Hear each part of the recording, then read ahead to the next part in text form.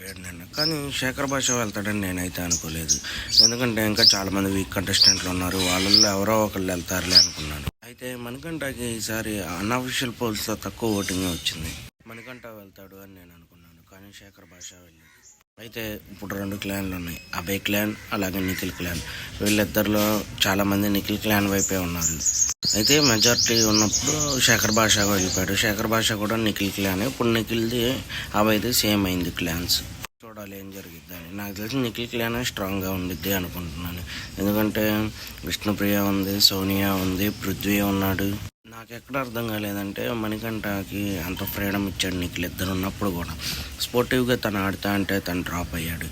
అయినా సరే అభయ్ క్లాన్కి వెళ్ళాడు. అసలు ఏం ఆలోచిస్తాడో అర్థం కాదు. ఇప్పుడు అభయ్ క్లాన్లో తనకు మంచి స్కోప్ దొరకకపోతే వాళ్ళని తిట్టుకుంటూనే ఉంటాడు. అప్పుడు తెలిసిద్ది Nikhil value. Okay friends, Mangalagiri మామ యూట్యూబ్ ఛానల్ని లైక్ చేయండి, షేర్ చేయండి, సబ్స్క్రైబ్ చేయండి.